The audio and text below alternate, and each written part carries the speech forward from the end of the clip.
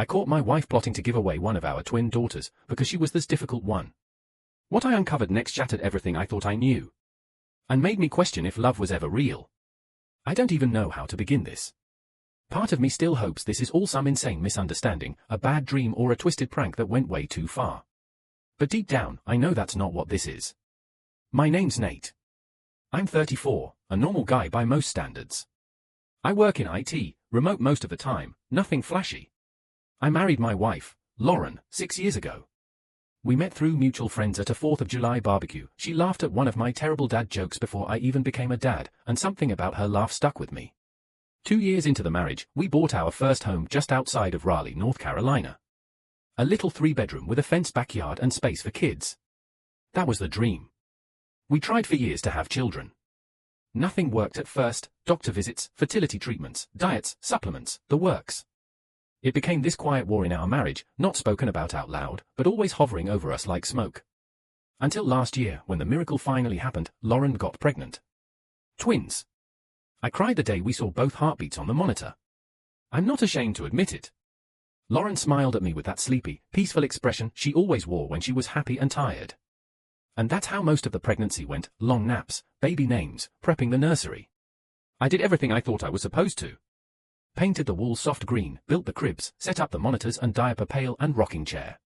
We didn't know the genders until birth. Lauren insisted we be surprised, and the day they were born, I thought I had everything I'd ever wanted. They were 2 beautiful, healthy baby girls. Emma and Olivia. Born just 3 minutes apart. That was 3 months ago. Now I can't look at Lauren the same way. And I sure as hell can't look at her mother without feeling like I'm going to vomit. I overheard them in the kitchen. It was a Thursday afternoon. I was working from the home office, or so they thought. My work laptop had frozen during a call, so I went to the kitchen for a drink and some air. I stopped just outside the door when I heard Lauren say my name. Nate's going to notice. He's not an idiot. I didn't move. My hand was resting on the doorknob, but I froze, something instinctive in me recognizing the weight in her voice. My mother-in-law, Cheryl, sighed loud enough that I could hear her through the door. Well, he's not going to have a say in it. Not when the papers are already drafted. We're doing what's best for all involved. You said it yourself, it's been too much. Too much? Then Lauren said something I'll never forget. Her voice dropped low, cold, practical. 1 baby is manageable. 2 is a strain. And Emma is always the one fussing. Olivia sleeps. Olivia eats. She's easier. I think my heart stopped. I listened to them discuss, casually, like they were planning a dinner party, how 1 baby would stay and the other would be given to Cheryl's cousin up in Michigan. Some woman named Diane, who had been trying to adopt for years. Cheryl said it would be a perfect solution. Diane gets her baby, Lauren gets some rest, and I, according to them, wouldn't even notice. He barely tells them apart now, Cheryl chuckled. He's always asking which one is this? It's pathetic. That hurt in a way I didn't expect. Not just because of what she said, but because it had a shred of truth to it. The girls are identical, and yes, I've had moments of confusion. But that doesn't mean I don't know my daughters. I know Emma has a slightly higher-pitched cry. I know Olivia's eyes are a bit wider. I know because I pay attention, not because I tag them with colors or bracelets or some dumb system like they were talking about doing to test me. I backed away from the door before I could hear any more. I locked myself in the bathroom, sat on the edge of the tub, and just stared. I stared at the floor and tried to process what I'd heard. My wife, the woman I married, the mother of my children, was conspiring with her mother to give away one of our babies. Without telling me. Without even a conversation. I didn't confront them that day. I didn't know how. What was I supposed to do? Barge in and shout, "I heard you plotting to get rid of one of our daughters like she's a spare chair we don't have room for." I needed to be smart. I acted normal. Or as normal as I could. I went back to my office, sat at my desk, and stared at spreadsheets for the rest of the afternoon with my ears ringing and my thoughts racing. Every time I heard one of the girls cry through the baby monitor, my stomach twisted into knots. That night, I watched them both sleep in the nursery while Lauren took a shower. I sat in the rocking chair between their cribs and just listened to their soft breaths. Their tiny fingers twitched in their sleep. Emma sucked on her pacifier with this little rhythm, like she was humming. Olivia had her hand up over her head like she was stretching in a dream. How could Lauren even think of letting one of them go? How could she decide that Emma was the difficult one, the expendable one? She was 3 months old. She cried a lot, sure. But she was a baby. They cry. I spent the next few days quietly observing. Watching Lauren. Watching Cheryl. I didn't mention what I'd heard. I wanted to believe maybe I misunderstood. Maybe it was a hypothetical, a venting session, a moment of frustration that went too far. But then Cheryl came over again on Saturday morning. With folders. They sat in the living room while I pretended to be out back mowing the lawn. I left the window cracked open just enough. I heard Cheryl say, all we need is his signature, or something we can pass off as it. Lauren didn't object. She just said, leave the paperwork here. I'll find a way. That's when I knew this was real. Something broke in me. Something cold and raw and steady. I didn't sleep that night. I waited until Lauren passed out from exhaustion. She'd been doing night feeds with Olivia, since she claimed Emma was more my problem now. I crept into the nursery and held each of them in turn. I cried into their blankets. I told them I was so sorry. I told them I wouldn't let anything happen to them. Then I went into the garage and started preparing. I pulled an old safe out of storage and reset the code. I hid the girls' birth certificates, social security cards, and hospital paperwork inside. Anything that proved they were both ours, both legally and biologically. I backed up every baby photo, every video, every time-stamped file we had onto a cloud drive only I could access. I took a photo of Lauren and Cheryl with the folders on the couch. Then I started looking for lawyers. It's amazing how quickly fatherly instinct kicks in. 1 second I'm scared, the next I'm building an invisible wall between my kids and the world. By Monday, I had contacted a family attorney. Confidentially, of course. I told him everything, well, almost everything. I didn't have recordings, just the photos, the overheard conversations, the timeline. He said I had a case, but only if I could prove there was intent to transfer custody without my consent. He suggested a private investigator. So that's where I am now.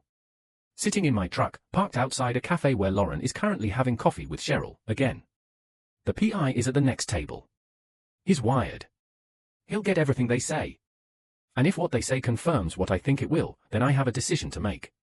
Do I go nuclear? Do I blow this whole thing up, call the police, file emergency custody papers, sue for full rights? Or do I try to reason with Lauren? I don't even know who she is anymore. The next 24 hours were a blur. The private investigator, his name was Seth, called me that evening with the audio. It wasn't just some vague conversation that could be brushed off. No, it was concrete. Specific. Chilling. They were talking dates. Plane tickets. Cheryl's cousin Diane was expecting a baby girl to arrive within the month, and they were going to deliver. Lauren said, once we get Nate to sign something, we'll make up a story. Say one of the babies had a medical emergency and had to be transferred to a special pediatric unit. Then we'll say she didn't make it. Cheryl actually laughed at that. Tragic, but clean. My stomach flipped when I heard those words. They were planning to fake our daughter's death. To cover their tracks. To get away with giving Emma away. I sat in the dark in my truck for a long time after that call. The world didn't make sense anymore. It was like I had stepped into someone else's nightmare, a life that looked like mine on the outside but was twisted beneath the surface. I drove around aimlessly for a bit, ended up in a Taco Bell parking lot, of all places. I sat there under the buzzing yellow light, staring at the burrito in my hand that I had no appetite for. Everything was quiet except the occasional car rolling past. I could have sat there all night if my phone hadn't buzzed. It was Lauren. Hey, where are you? Everything okay? My hands were trembling. I knew I couldn't answer her. Not yet. Not until I figured out my next move. So I did what I'd never done before in our marriage, I ghosted her. For a few hours, anyway. Eventually I went home. The house was dark except for the nursery nightlight, a gentle rotating sea of stars projected across the ceiling. The girls were asleep, bundled and peaceful. Emma stirred when I leaned over to check on her, her little fists curling toward her chin. Olivia didn't budge. I stood there in the dim glow and felt like I was splitting in half. How could anyone look at either of them and choose one over the other? Lauren was in bed, pretending to be asleep. I didn't wake her. I didn't even change clothes. I curled up on the couch with an old throw blanket and laid there staring at the ceiling until morning. The next day, I called my lawyer and told him I was ready. We filed an emergency motion for temporary custody, citing suspected conspiracy to commit unlawful adoption or transfer of custody, which, as it turns out, is very illegal in North Carolina. I handed over everything I had, the audio, the photo of the documents, even the screenshots of Cheryl messaging Diane about delivering the package. It was surreal, like prepping for war against someone you used to kiss goodnight. My attorney moved fast. Within 48 hours, we had an emergency court date. But I still hadn't told Lauren anything. And I knew that was coming, the moment of truth. The confrontation. I'll never forget how it went down. It was Thursday afternoon. Lauren had just gotten the girls down for a nap, and I told her we needed to talk. I don't know what she thought was coming, maybe that I was going to ask for space, or that I'd been acting weird. But she didn't expect what I had to say. I laid it all out. Calm, controlled. Almost numb. I told her I overheard her and Cheryl in the kitchen. I told her I knew everything, the forged signature plan, the custody transfer, the fake medical emergency. I told her I had proof, and I was going to court. Lauren's face went pale. Not a little shocked, I mean pale. She opened her mouth to speak, then closed it. Tried again. Nothing came out. Eventually she said, "You're spying on me?" That was her defense. That was the card she played. I was protecting our daughters, I said. From you. From your mother. She burst into tears. Big, dramatic ones, the kind that always used to work on me. But not anymore. Not after hearing her say my baby girl was manageable enough to be sacrificed for convenience. You don't understand, she sobbed. I'm tired. I haven't slept in weeks. My body hurts. I can't do this with two. Then you ask for help, I snapped. You don't plot to hand off your own child behind my back. You don't fake a death. Are you hearing yourself, Lauren? She's going to a good home. Diane has a nursery ready, she's not going anywhere, I said, standing. You're done making decisions about my children. That's when Cheryl walked in. Because of course she did. She had a key, and she let herself in like she owned the place. She froze when she saw me, then looked at Lauren like a deer caught in headlights. I saw her glance toward the nursery. I'm calling the police, I said. Right now. You don't get to be here. Cheryl's lips curled into a sneer. You wouldn't dare. I already have, I said. They'll be here in 10 minutes. And you're going to explain to them why you're trying to traffic an infant across state lines. She paled. The next few minutes were chaos. Lauren begged. Cheryl ranted.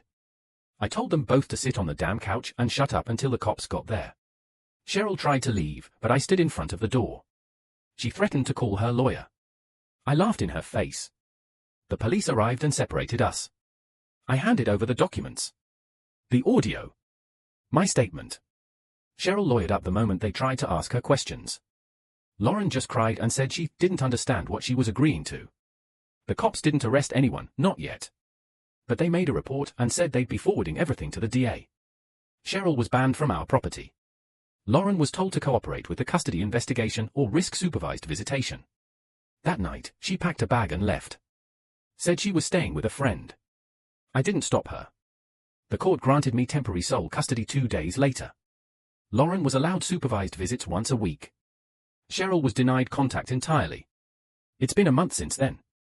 And you know what? Emma stopped fussing. Turns out all she needed was to not be treated like a burden.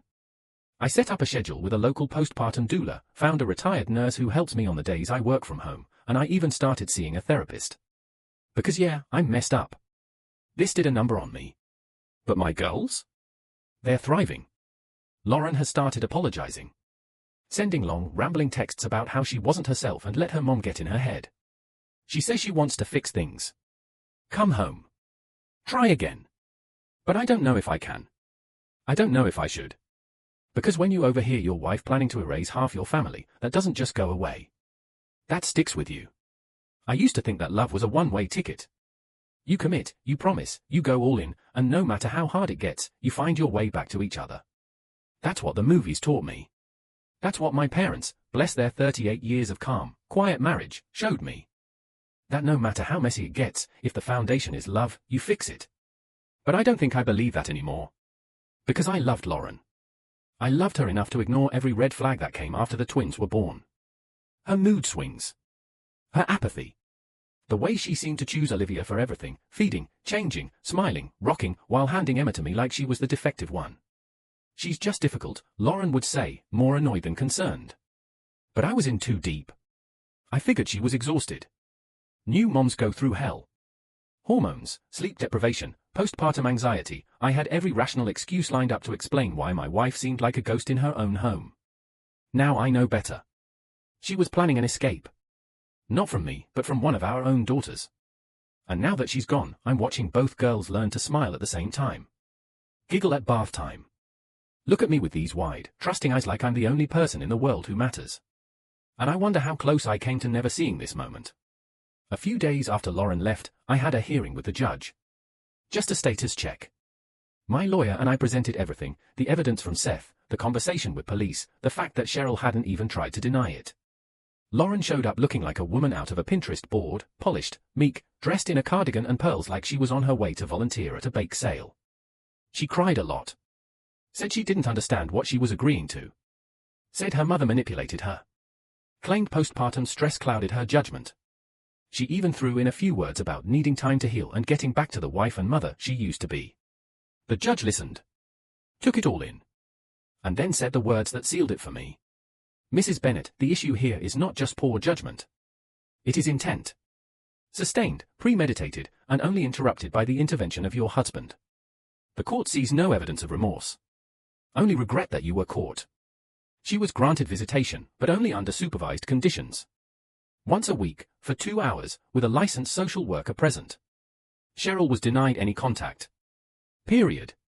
Lauren didn't look at me when she left the courtroom. That night, I got a text from her. You're making this worse than it needs to be. You're hurting me. You're hurting Olivia. Please don't let this poison what we had. Not a single word about Emma. That told me everything I needed to know. A week later, she had her first visit with the girls. It was at a local supervised visitation center, one of those grey, beige carpeted spaces that looks like a doctor's office waiting room with a toy section. I sat in the parking lot, watching through the tinted window of my truck, hands on the steering wheel like I was gearing up for a hostage negotiation. Lauren walked in 10 minutes late. I could tell even from a distance that her smile was fake. Stretched. She waved at Olivia right away. Picked her up first. Cooed. Kissed her. Emma was in the little playpen nearby. She made a few sounds, little fussing squeaks. Nothing dramatic. Lauren didn't pick her up. Didn't even look her way for a full 5 minutes. The social worker made a note.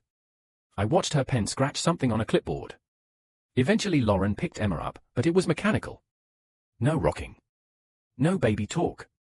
Like she was checking off a box. I stayed for the whole 2 hours, my chest tightening every time I saw her interact with them. I wasn't expecting fireworks. I wasn't expecting forgiveness. But I guess part of me, the same part that fell in love with her laugh and built cribs in the middle of the night, hoped to see something real. I didn't. Afterward, the social worker called me. Said Lauren seemed emotionally distant from Emma, overly focused on Olivia. That she seemed disengaged during most of the visit. I thanked her for the honesty. I didn't tell her I already knew. I knew because Emma cried for an hour after we got home. Not like she was hungry or wet.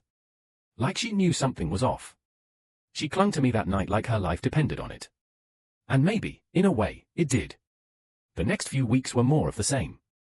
Lauren came to the visits. Sometimes with makeup still smudged, like she was trying to look tired for sympathy. Sometimes over-smiling, over-laughing, overplaying her role.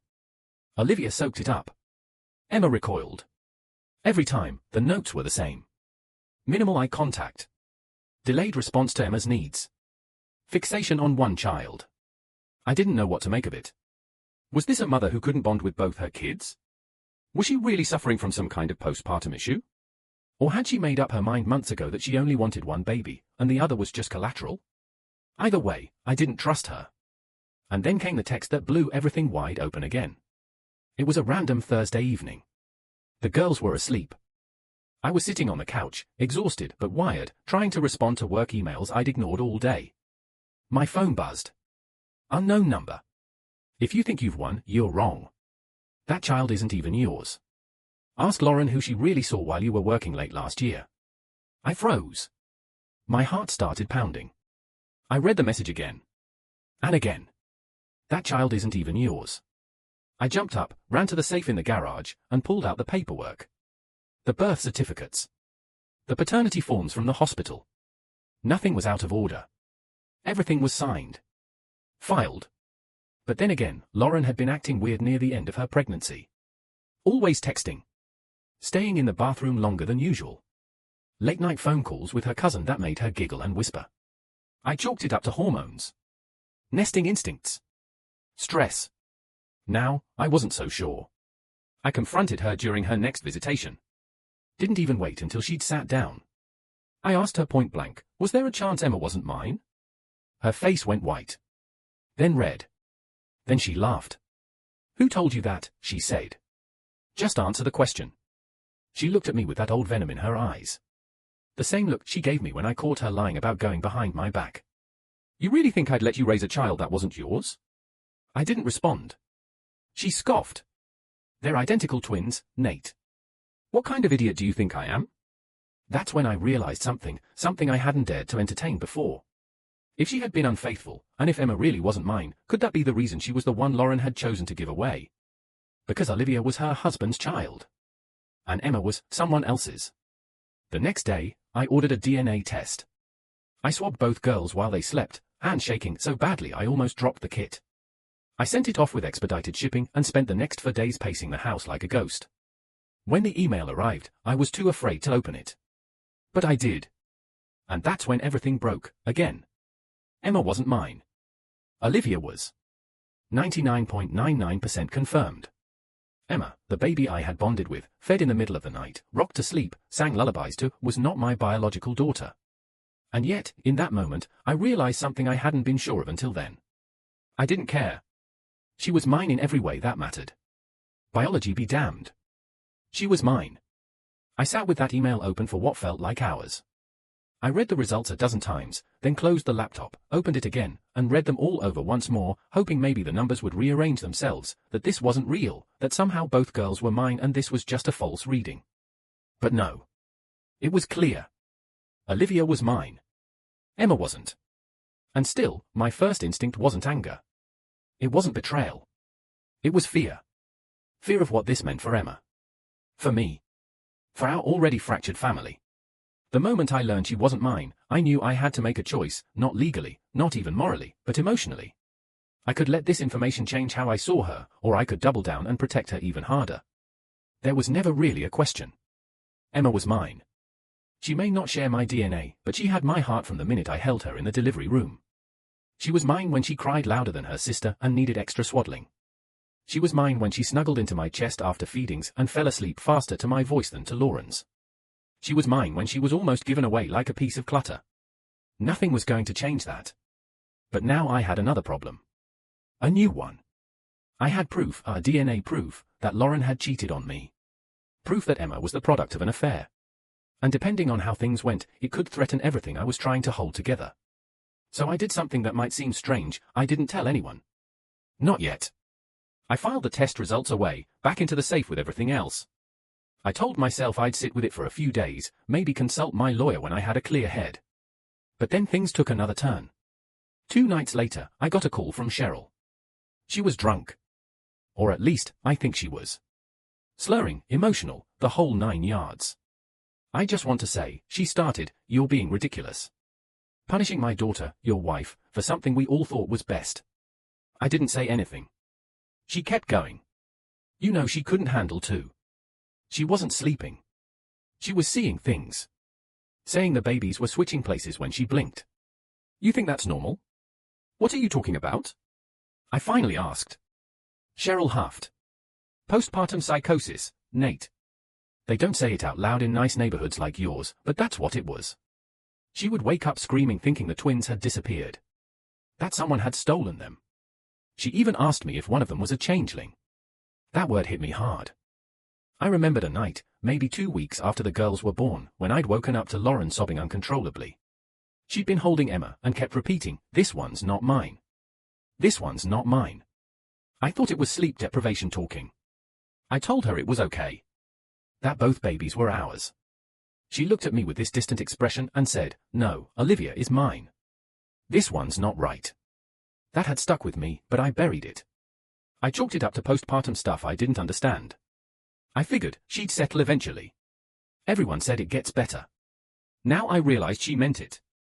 Maybe not in the literal sense, maybe not even fully consciously, but she knew. She knew Emma wasn't mine. And maybe that's why she couldn't bond with her. Why she wanted to get rid of her. And Cheryl. Cheryl enabled it. After the call, I sat in the dark with my thoughts swirling. I didn't sleep that night. I just lay in bed and watched the baby monitor, listening to the soft, rhythmic breathing of the two little girls who depended on me for everything. And then the next morning, Lauren showed up unannounced. She wasn't supposed to. Her visits were only allowed under supervision. But there she was, on the doorstep, wearing sweatpants and a forced smile, holding a small bag of baby clothes. I just wanted to drop these off, she said. They're growing so fast. I didn't open the door. I cracked it and stood behind the screen. You need to leave, Lauren. Her smile faltered. Come on, Nate. I'm trying. I'm doing therapy. I'm taking my meds. I know I messed up. But I'm still their mother. I didn't answer. I miss you, she said quietly. That one stung. Not because I believed her, but because part of me wanted to. You miss Olivia, I said flatly. Don't pretend this is about anything else. Her eyes filled with tears. I miss both of them. Emma too? She blinked. Of course. I stepped out from behind the screen and held up the DNA results. Then tell me why she's not mine. Her face drained of color. She stared at the paper like it had claws. Then, slowly, she leaned against the porch rail and slid down to sit on the step. I watched her carefully, unsure of what was coming. I didn't plan it, she whispered. It was a mistake. A dumb, pathetic mistake. Just once. Some guy from a mom's group I was in online. He came into town for work. It was before we did the embryo transfer. I was so mad that it wasn't working. I thought maybe I couldn't. I don't know.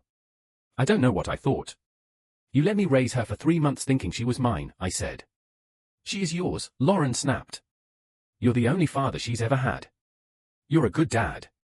Better than I deserve. And yet you tried to give her away. She covered her face with her hands. I didn't know for sure, she said. I couldn't connect with her. Something in me kept saying she didn't belong to me. I felt crazy. Like I was losing it. Mom kept saying it was hormones, that I'd snap out of it. Then when Diane couldn't get approved for another adoption, it just seemed like fate. Fate? I asked bitterly. You don't understand what it's like, she said through tears. To look at a baby and feel nothing. To feel afraid. I felt like Emma saw right through me. Like she knew I was a fraud. She's a baby, Lauren. She shook her head. No. She's not just a baby. She's a reminder. That's when I knew she couldn't come back. Not into the house. Not into their lives. Not like this. She's not a reminder, I said. She's a person. A beautiful, perfect little girl who's going to grow up and learn one day that her mother didn't want her. Lauren stood up then. Slowly. Wiping her face. I'm sorry, she whispered. I'm sorry for all of it. I didn't say anything. She handed me the bag, turned, and walked down the driveway. She hasn't tried to come back since. My lawyer is filing to make the custody arrangement permanent. I haven't pushed for child support or criminal charges. Part of me wants to move on, to just focus on raising the girls and rebuilding a life without drama. But another part of me knows this isn't over. Not really. Because Emma's biological father is still out there. And eventually, someone might come looking. I waited for the other shoe to drop. Every day for weeks. I kept imagining some strange man showing up at my door, tie loosened, palms raised, awkward smile on his face. Hi, I think I'm your daughter's real father. But he never came. Instead, it was a certified letter. I found it wedged awkwardly in my mailbox between junk mail and an overdue vet appointment card for a dog I didn't even have anymore. My stomach dropped the second I saw the return address, a law office out of Atlanta. Inside was a formal notification. A man named Ryan Caldwell was petitioning the court for a paternity test and shared custody of Emma. I couldn't breathe. I sat on the porch with the letter in my hands, watching the girls nap through the baby monitor app on my phone. Emma's little chest rising and falling, her arms thrown over her head like she always did when she was in deep sleep. Olivia stirred next to her and stuck a hand in her mouth. My girls. My family. And now a stranger wanted a piece of it.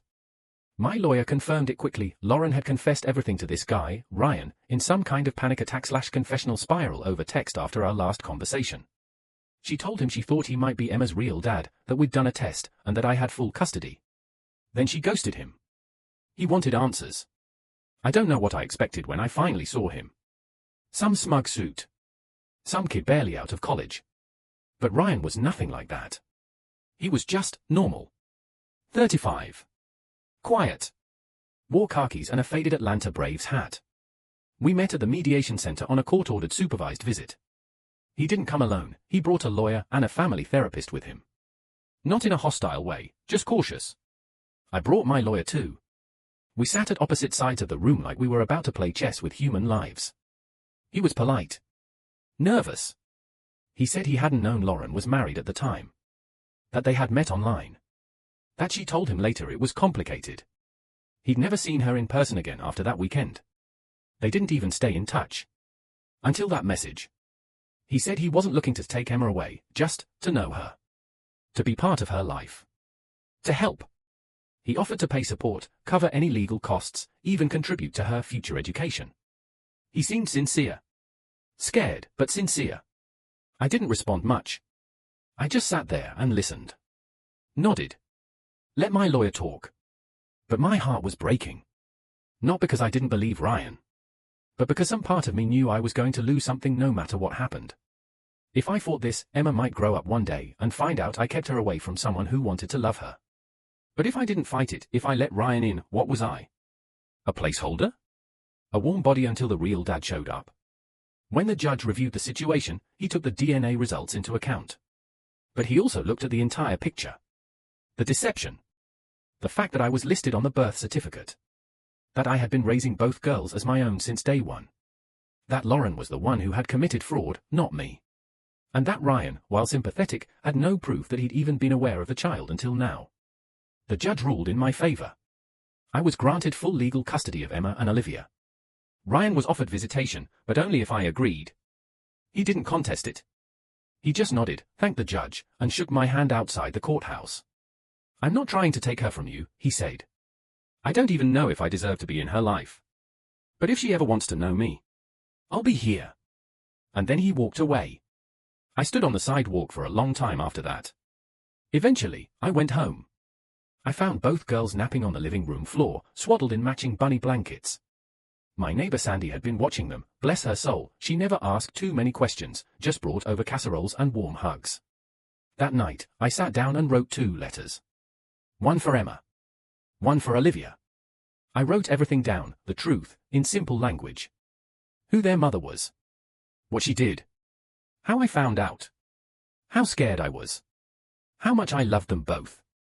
I told them how brave they were, how Emma never stopped smiling no matter what, how Olivia made me laugh even on days when I couldn't remember the last time I did. And I ended both letters with the same sentence. You are my daughter. In every way that matters. Nothing and no one will ever change that. I sealed the letters and put them in the fireproof safe with the rest of the documents. They'll read them one day. When they're ready. When I'm ready. It's been 6 months since that day. Lauren moved back in with her parents. We talk only through lawyers now. She stopped coming to visit after the 3rd cancelled appointment. The last thing she said to me, through an email her lawyer forwarded, was, "You always wanted to be the hero. I hope it was worth it." I didn't respond. There was nothing left to say. Ryan sent a birthday card for Emma's 1st birthday. He signed it simply, "From Ryan." I haven't told her who he is. I haven't decided if I ever will. But I saved the card, tucked it into her baby book along with her first honesty and her hospital bracelet. Not because he has a right to be there. But because she might want to know, one day, that someone else cared. And as for me, I'm still here. Still waking up to twin squeals at 5:30 a.m. Still changing diapers. Still burning toast and forgetting laundry and dancing like an idiot to the wheels on the bus. Still falling asleep in the rocking chair with 2 warm little bodies curled into mine like puzzle pieces. Still figuring it all out. One day at a time. I don't know what kind of man I am. I'm not perfect. I miss the signs. I let love blind me. I got fooled. But I do know this, when it mattered, I stood up. I stood between my daughters and a world that tried to decide for them who they were worth to. And I chose them. Both of them. Always.